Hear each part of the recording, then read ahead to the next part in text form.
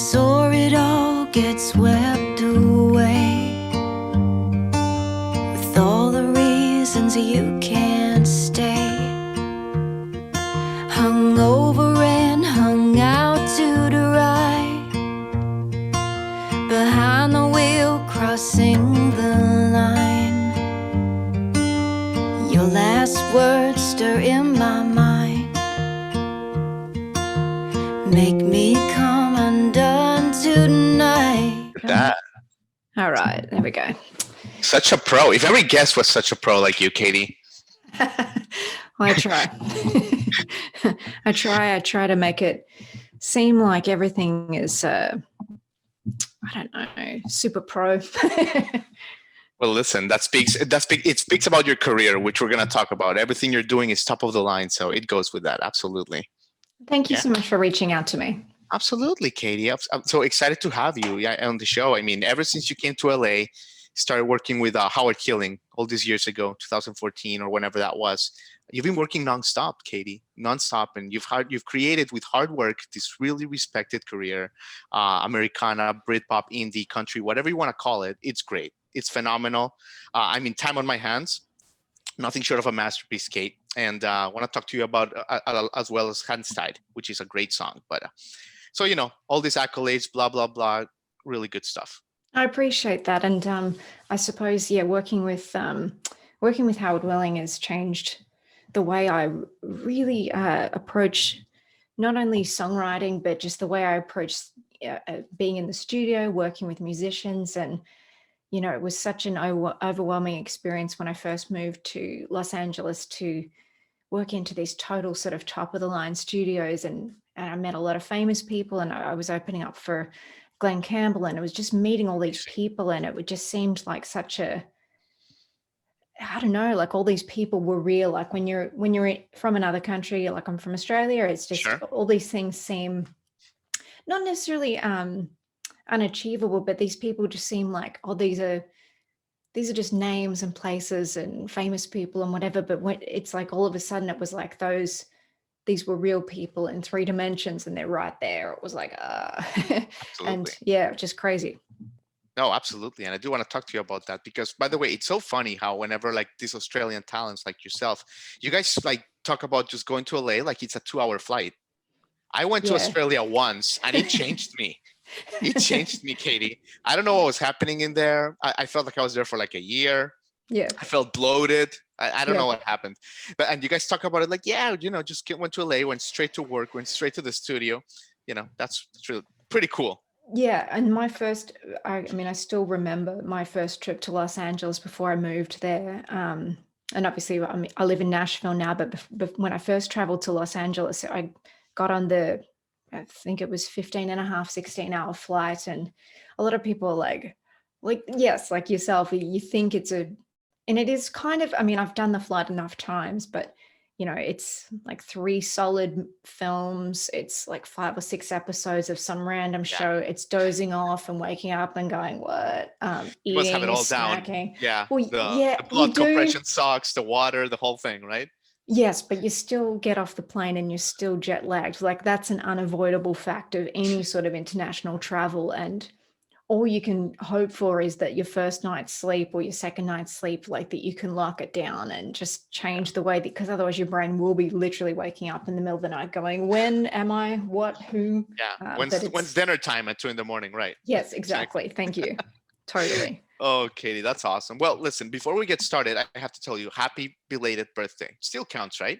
Yes. I think so. Yep, I'll take it. You share your Scorpio birthday with like some really cool people like Hillary Clinton, Keith Urban, all really hard worker and focused, achievers. So there you go. Cool. I'll take it. Yeah, absolutely. Thank you. Thank you for the wishes. Yeah, absolutely, Katie. So, okay, let's begin here. You're such a musical soul. You just ooze like cool right out of the camera. This is amazing. I feel like I'm talking to Stevie Nicks plus Debbie Harry divided by, I don't know, but whatever. I want to talk to you about the source, your mother, special woman. How was it growing up with Melbourne, with the mom who would sit you down to watch 10-minute solos of concert films? How awesome is that? Well, it wasn't so awesome at the time. Like, I appreciate it now, like, so much more than I did as a child, I suppose. I really thought it was what everybody else did, that everyone else was that steeped in music the way that my mum was with me and my sister. But yeah, she would sit us down to watch entire concerts, listen to records. I mean, really just sit and just listen, like, not do anything else. She took, me and my sister to musicals, and it was such a it was just part of who she was. And um, I learned to love music and just appreciate, like, so many different genres. Like, she showed me everything from, yeah, Aretha Franklin to Billy Idol to Pink Floyd. It was just Amazing. the scope of music. I mean, a lot of what she really loved was rock and blues based music, but it was really broad. And she still had, some classical music in her background too. And she played piano. And it was just, but it was like, I didn't realize that other families and other friends didn't do that until Yeah. I'd go visit their houses, and they'd be playing sport or doing something, and I'd just be like, why aren't we listening to music? Like, it didn't click. If that's all then you don't think anything different of it. And Great. because music was just there. Piano was always there. Like, I taught myself piano, and that progressed into teaching myself guitar, and it just became something that felt very, very natural to start. It was never like, I'm going to, learn this. I'm going to do this. It just was there, and It something was your way of natural that life. it very much, yeah, Oh, very, very well put. It was a way of life that just sort of progressed and propelled forward until I sort of clicked one day. I suppose it was in my late teens, mid-teens, that it was like, oh, this is a thing.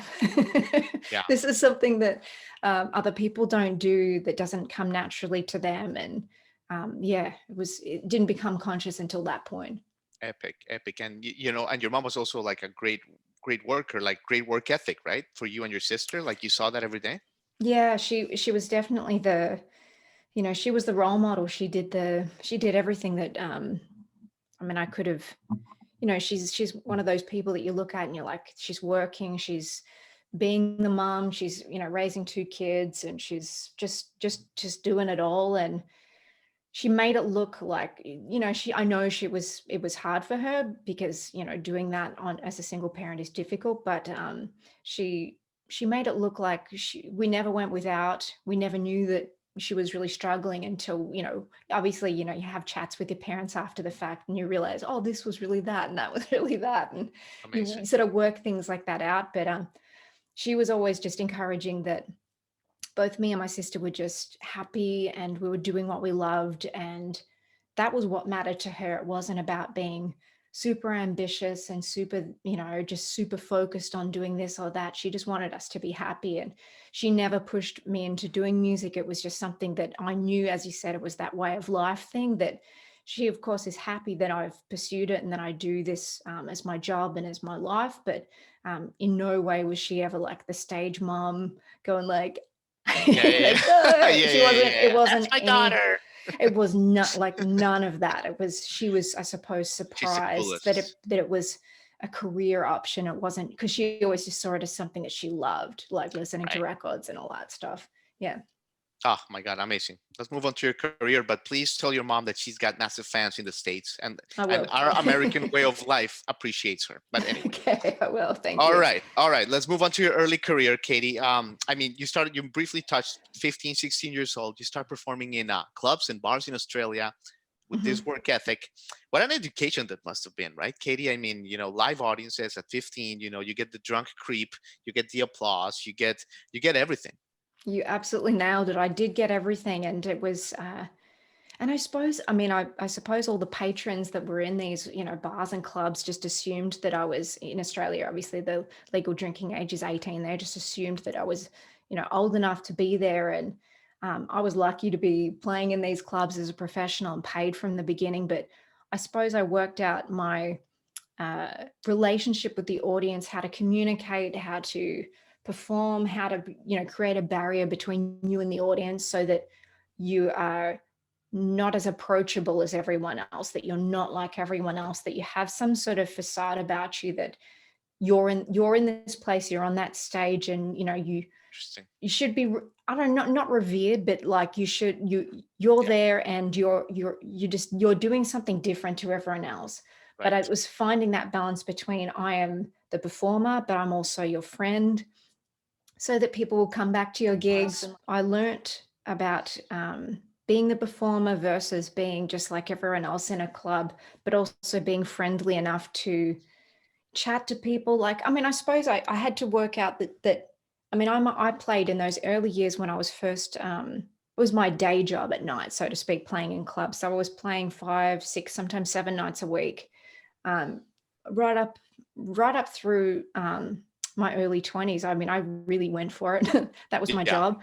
But at any given time, you have regular clientele that are coming to, your shows. You've got all the managers of each separate hotel or club. You've got all the bar stuff. It's like learning people, and a lot of what the music industry that I've really learned to bring forward to today is, it's a people industry, and it's Yeah. about having obviously having fans and having something to offer and being musical, but being really personable with the people that you work with, whether it's in the studio or on the stage or whatever.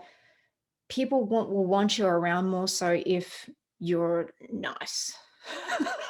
Yeah. That sounds It sounds so it simple. sounds so There simple. you I go. do High get five. that. Absolutely. But And no one does it. it's so true. Like, being nice, being grateful for where you're actually at. And I really am, because I never in a million years would I have guessed that this is where I would be today, having Yeah. released a bunch of albums, having toured the world, having done all this stuff. Smashing But Pumpkins, all that stuff. I mean, totally, been a crazy ride, but just I learned really early on that it's a people situation that you're in. It's not just, it's not that I'm replaceable, because I'm not. I don't think I'm replaceable artistically, but there is like, you go onto Spotify or Instagram or any of the yeah. social networks, you are not going to be short of somebody with talent. Right. There's a lot of people with talent out there. I think I have something different and special to give in terms of being an artist and a songwriter. I think I have a message to offer there. Oh, But yeah. if you can be amazing and talented and special, but if people really don't like you, or if you're just a total difficult person to work with, people remember that, and that's the sort of Oh, yeah. information that spreads, I suppose. So I've always Absolutely. tried to just have a really good work ethic and bring that forward into what I do as my business, like my business brain. Like, it's very separate Yeah. to my artistic brain, but like, to keep that sort of in mind. Absolutely. Yeah. No, it's true. I mean, and it can really leave a mark, right? Like, we've been talking lately, like Eddie Van Halen passed, and Yeah. we did remembrances with the Rock and Roll Hall of Fame and a bunch of people, and like, they had a rough period, and these things are part of your legacy. Like, Yeah, it matters. It matters. People remember when you're nice and all this stuff. But anyway, I think so. Yeah. absolutely, Katie. So your music, you did 2 EPs pre 2014. Recorded bits and pieces in Australia, then you would take the 2-hour charter to LA, and then just to do some tracking stuff, back and Yes. forth, casual. Yeah. But yeah, one of your first singles, "Lost in a Moment," you wrote it with Justin Gray. Mhm. You released it, I mean, 10 years ago already. Yeah. But the quality is incredible, Katie. I mean, how do you look back at that song? But I have to tell you, when we talk to artists and we look back at their first song, sometimes you see that evolution. With you, it's like, yeah, you've gotten better, of course, but that was an incredible debut. Thank you. I appreciate you saying that. I'm not just that you've really backtracked into my musical catalog, but I appreciate that as a songwriter as well, because I remember writing that song with Justin, and I knew when we were writing it that song was special. And as a songwriter, like, one of you has to demo the song. Sometimes you'll sit in a session and somebody has to do the demo. So I demoed the song and realized that there was something really there, and played it to Howard, and it obviously made the cut for the EP of the same name, Lost Inside a Moment. I still knew that song was special, and thanks to Howard Willing and just his approach for the song, like, he knew, like, this song should have strings in it, so it's at a real string section. Like, we got to work. I mean, he brought me into some incredible studios like Henson to record bits and pieces there, and So good, yeah. I I knew that there was something about that song. And it wasn't until I worked with a UK-based radio plugger, and he loved that song, and he's like, I'm going to pitch that to UK radio. And I was just like, Australian import into Los Angeles. I was still obviously in Los Angeles at the time. And his sort of niche market was breaking American artists in the UK. And obviously I'm not American, but I was based in America. So that was kind of, it fell into his sort of world. And he pitched that song to radio there, and they were just like, and playlisted it, which is a very big deal because BBC Radio 2 is national radio in the UK. It's huge. Yeah. So obviously I was played along, these huge artists like Rolling Stones and Lady Antebellum, or Lady A now. And it was very big for me at the time, because I was like, okay, and what does that mean? And he was like, independent artists very rarely get playlisted. It's really reserved for artists on labels or artists that are already well known, blah, blah. So he explained that to me, and I was like, oh. And so I released another song off that EP, did the same thing. He pitched it to UK radio again, and it was a song called Sunrise.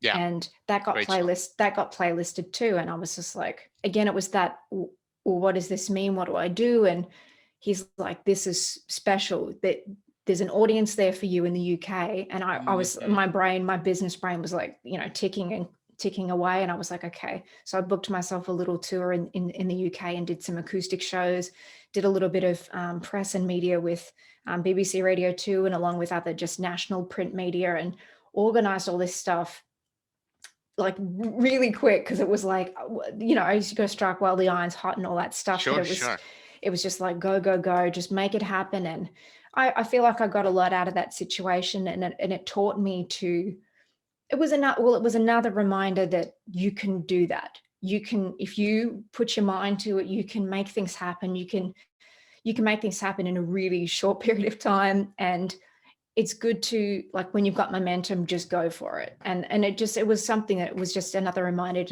that I've sort of, I can do those things. And I've taken that forward into my life of just like, if I think I can't do something, I sort of look back at my history and go, yes, you can. Of course you can. You can do that. Unbelievable, Katie. And, speaking of BBC too, of course, lay it all down. You did it in 2013, 2014. Yeah. 2 hours to make it. Even like, that's when like you really like just hit it out of the park. And they were also the first in line. And let's talk about the Brits just for a quick second, Katie. Why did they have such good taste? Like, you'll take even some bands like the Killers, American band. They never broke in America, even though they're from Las Vegas. They broke over there to make it over here. Why do you think that is? Like, what's the deal with the Brit? They have such good taste. I think it's the fact that if people like it, if it can manage to get onto something like BBC One or BBC Two, it's got such a huge captive audience that if something really works there, it just goes. And those playlists, like BBC Radio 1 and Radio 2 playlists, are kind of seen as tastemaker lists for the surrounding countries like Ireland and Scotland and France. They'll look in at that list and go, what are those artists? And they'll take a look at them before they've even broken. They may not have even been pitched to those countries yet. By the labels, by the managers. They may not have even touched base there, but they'll look in at those charts and go, what's that? And they may pick it up, and it may just go. It may be one of those things that all of a sudden there's another 30 to 60 million people in a new country that all of a sudden are exposed to this new artist. And it can go that quickly, because there's very highly populated countries that are right next to each other. Right. So it can just be, whereas America, obviously it's huge. It's got a huge population, but it can be one of those things where something just works in one state, in another state, but not necessarily. Having a national game plan for music is extremely challenging, because you're talking about multiple radio stations, multiple national networks. It's a very big game to play, but you can tackle it little by little, country by country in Europe, and it can just go. Amazing. I mean, with a song like Heartstone Band, I don't care who you are. Like, if you have like ears and a brain, you're gonna stop and like you're gonna be like, what is that? That's Thank incredible. you. I appreciate that. Cheers. No, I mean, that's the thing. And then you crowdfunded this album, right? Yes. That was part of it. How was that experience? What did it teach you? Well, it was challenging. It was really challenging. It made me realize that not only did I have to make the record, I then had to make all the rewards that I promised to make as well. So you really, I mean, doing crowdfunding, I suppose the ideal situation for crowdfunding is to do it when you've already got a released finished product so that you're just raising money to pay back yourself. But I really didn't have money. So it was like, I have to raise this money to make this record or it's not going to get made. And the situation evolved. It began as well, I'm just going to maybe do an EP, like maybe do 5 or 6 songs and, take something sort of medium size, something, attainable. I can do this project. And it just became, once I'd started writing songs and once I realized, how it helped me realize what the, studio cost would be in the studio and that we could probably get more songs done for a less amount of time in the studio. It was like, well, and it ended up being a full, expanding into a full album and taking a lot longer to complete as a result, which, it has its good and bad qualities to it. Like I want, obviously you want momentum and you want to just be releasing new music, but Sure. being a more organic based artist where it's not, studio drums, it's not produced, it's not programmed, it's real drummer, real instruments. Those things take time and money.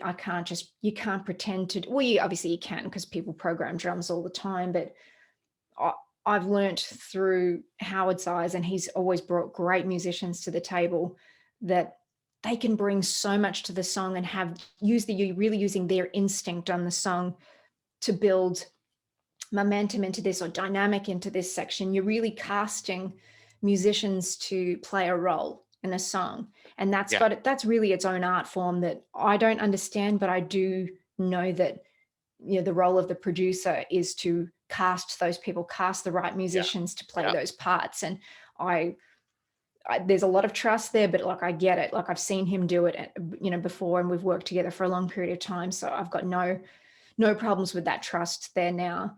And you can't, as I said, like if you're paying a musician this, you can pay him just a tiny bit more and they'll stick around and play a couple extra songs.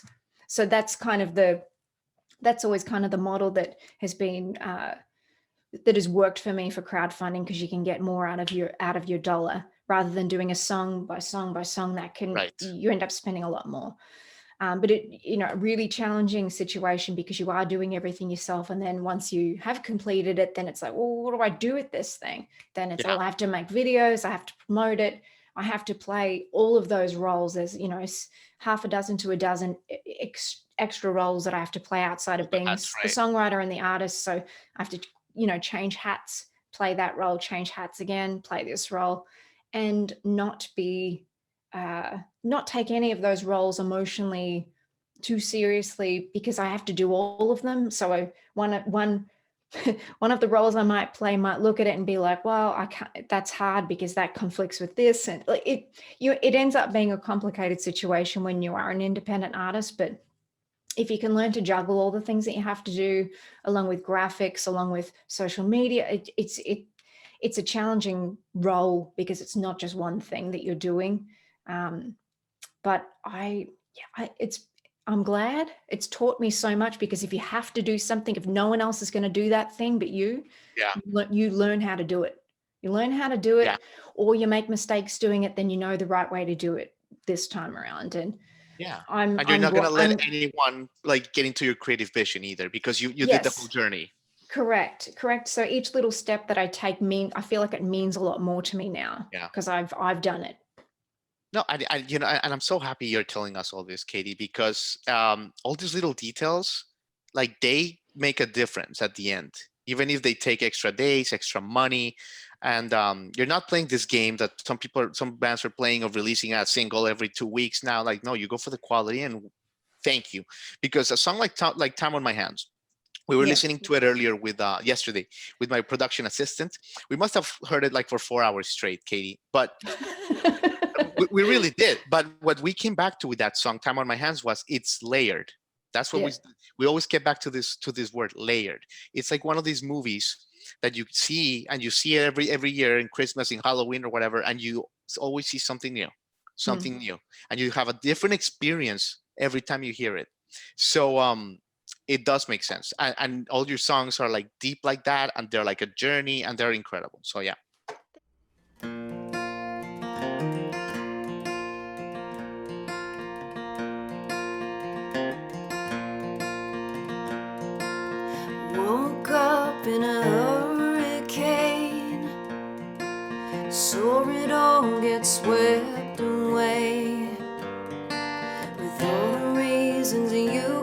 can't stay. Hung over and hung out to the right, behind the wheel, crossing the line. Your last words stir in my mind, make me come undone tonight. Jesus loves me, but you don't, so I'm praying for the pain to go. And maybe he's got better plans, and all of God's time on my hands.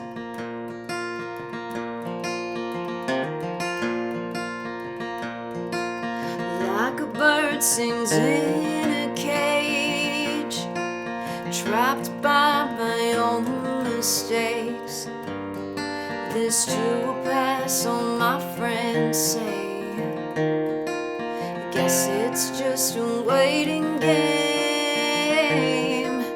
Jesus loves me, but you don't, so I'm praying for the pain to go.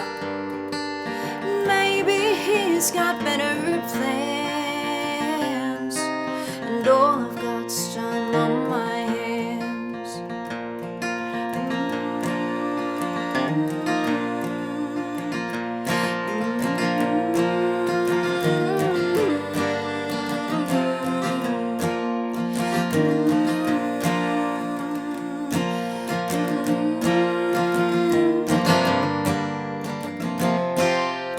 Jesus loves me, but you don't, so I'm praying for the pain to go. Maybe he's got better plans, and all of God's time on my hands. All of God's time on my hands. All of God's time on my hands. Thank you. I appreciate that. I mean, Time on My Hands was a song that, I mean, like many of my songs, I wrote and then rewrote parts of it. And Howard was very involved in like, I'm not sure if that line on that section here, if that really sort of connects, maybe have another go over that. And I've learned to take things not personally like that. If he's picking up on something with his ears, it's okay to take another look at it, even if I circle back to it and it stays in that role and that lyric stays there or that melody stays there. I've tried to do some other things with it, but it was one that I tried different demos of it. Like we demoed it up and then we demoed it down, and then it just became, no, it should just be kind of scaled back. It should be kind of acoustic layered, and it should just be this really emotional and personal performance. It shouldn't be complicated. It should sound natural, but it should kind of really connect. It should feel like I'm singing it to you. Yeah. And that's sort of how I think it was one of the first songs I really thought when I released the Things That Break Part 1 EP that has Broke and All My Winters, Graceland with a big horn section, Rest in Pieces, and Time on My Hands being quite scaled back. I thought everyone would gravitate to the bigger production songs, and that was the first immediate hit. Everyone was like, that song, and I was like, oh well, there's something in it. There's something real in there that people are connecting with. So thank you for bringing it up. Absolutely, Katie. And then I want to, you're being so generous with your time. Let's talk about the new singles like Lie to Me, Hands Tied. It's been a good year for you, releasing really high quality songs. Let's talk about Hands Tied for a second. I mean, when you start a song with that lyric, I fell in love here in Laurel Canyon. How can you miss with that? Yeah, well, I'm very inspired by, and I know it's throwing back to, past artists, but I still love Fleetwood Mac and Tom Petty and those artists. And that's the DNA of our show, Katie. I think so too. Laurel Canyon, like hell yeah. It's just part of it. And mentioning, it's funny because again, being Australian, like you might watch television or movies or whatever, and they reference these places, and being Australian, it doesn't click with you. Like you just go, oh, that's that place, or that's Hollywood, or that's Ventura Boulevard. Those are places. But when I lived in Los Angeles for, a good few years before moving to Nashville, and it's like you walk Ventura Boulevard and you know what that means. Or oh my God, it just 100%. means something, it just means something Super different. All of true. a sudden it's like, oh, I get, Yeah, or you pass a club or a restaurant or something that's 100%. been referenced in a song or a movie or a show, and you're just like, It just feels oh, like this is what Tom Petty meant. this is what they I love meant. it. Yes. Exactly. Uh-huh. So I've always wanted to be that person and be a storyteller and tell stories, and I may elaborate on some of my truths, but I did want to write some of Hollywood into a song, because it is that thing of all the flashing lights there and all that stuff, and being lost but sort of falling in love again. You don't really want to. Like, I just wanted to capture that sort of sense of fighting against yourself. And I do a lot of that as an artist, like just being a creative Yeah. person. I'm my own critic. I'm always fighting against myself. So to bring that forward, that sort of emotion forward in a love song, and fighting against myself, although it's inevitable, you are going to fall in love again. It is going to happen. You can't stop it, because and it's essentially being, yes, your hands are tied. It is going to happen. You can't, like, the heart wants what it wants, but it's that feeling of the danger and as I said in the lyrics, it's like the flashing lights and the hazards. It's like, this could go horribly wrong. Every part of you is like, this could just be an absolute train wreck, but your heart's like, well, let's go. Yeah. Yeah, but No, amazing, amazing. And I'm also a romantic for or all that stuff. Like that's our show, yeah, and that's our audience too. So yeah, absolutely. And let's let's talk about this. Let's talk about Blackbird Studios in Nashville, since we're sure. talking about that energy and that walls. Obviously, everyone who's anyone has recorded in Blackbird. What's the energy to record in a place like that, Katie? It is different, right? I'm sure the walls feel different, like the vibe feels different. They do. I mean, I felt that way walking into a couple of the big studios in Los Angeles too, where that, yeah, Rolling Stones or Van Halen or Sheryl Crow, whoever have been in these rooms, and you look around, you're like, whoa. I felt the same way walking into Blackbird. I know that a lot of people that live in Nashville or that move to Nashville because they're from surrounding cities or surrounding states, Blackbird means a lot more to them. I knew the history of Blackbird, but I still sometimes just feel like this strange foreign person walking into these rooms and going, huh, this is neat. It's very, when you are in the studio though, I have been in Blackbird and not been recording there before, and just been in there for some other reason, or to walk in and meet someone in someone else's session or whatever. But when you are in the studio, you don't often have time to sit back and be like, wow, this means a lot. Like, you're there to do a job. So you're already in this other sort of mindset of going, this place is amazing. This sounds amazing. All these musicians are amazing. Let's get the job done. Because, often, well, myself being like, we had 2 days in Blackbird to record a lot of songs. So you're like, let's go. Not Mhm. rushing it, but No time to go that, sightseeing. Yeah, stop with the yes, selfies. yes, but again, like, it's I've been there. Like, I have had moments in Blackbird and in other studios where I've been like, wow, and I've walked the halls and sort of taken the time to look around it, especially if they've got, placards or gold records or just other bits and pieces on the walls, to be like, oh, these people made this, iconic piece of art here. Whoa. I've had those moments, but yeah, they don't seem to, once you've actually recorded in a studio, those are the memories of recording seem to take over and be the ones that you remember a lot more. And you're just like, let's just Amazing. go, let's get this done, let's create something, let's make sure we've got it. Because once you leave, you're often not going back in there. You're not going back in there to retrack an entire song or whatever, Right. because it's just too much to invest in. Sure. But yeah, I'm very lucky. Katie, you have been so nice with your time. Let me leave you with this. 2020, what has been the biggest blessing that this year has left Katie Cole? I think online shows, those have Yep. been the biggest blessing. I've done online shows before, and I've always been extremely active on YouTube and occasionally Facebook Live, until I started to realize, now I'll just do stuff on YouTube and just share it on all my socials. But doing regular shows on a platform called Stage It, I've sort of built this friendship and community within the fans that just so hunger for live music. They're You do so themes, hungry right? for it. 60s, 80s. So you'll do this crazy theme. Exactly. I do all these crazy themes. Like I started off just doing like a show here and there of like my songs and maybe a couple of covers thrown in. And then I was very careful to sort of watch the market and what it was doing when the pandemic hit and everything shut down quite swiftly in March. And I watched like everyone was just going live like every day, every week on their couch from the living room. And I was like, that's great. And that serves a purpose of giving people something to listen to.